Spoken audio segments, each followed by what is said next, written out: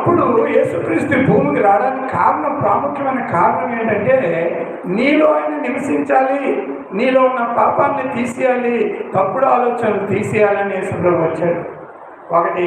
రెండవ కారణం ఏంటంటే, యేసు దేవుడు, మన తండ్రి. ఆయన చూస్తూ ఊరుకోలేడు, తన బిడ్డలు చెడిపోకుండా చూస్తూ ఊరుకోలేడు. అలాగే తన బిడ్డలు నరకానికి వెళ్ళిపోవడం ఆయనకి ఇష్టం లేదు. పైగా ఆయన మన తండ్రి. ఏ తండ్రి అయినా తన బిడ్డలు చెడిపోవడం చూడగలరా? తన కళ్ళారా? నీ పిల్లలైనా నువ్వు చూడగలవా? బాధపడుతూ చూడలేవు కదా. ఎందుకంటే నువ్వు ఆ బిడ్డను కన్నావు, అందుకే నువ్వు చాలా బాధ కలుగుతుంది. అందుకే యేసుక్రీస్తు మనల్ని కన్నాడు. గట్టిగా చెప్పకూడదు దేవుడికి స్తోత్రం. హల్లెలూయా. యేసుక్రీస్తు తన రక్తం ద్వారా నిన్ను కొన్నాడు, ఆయన ఆత్మ ద్వారా నిన్ను కన్నాడు.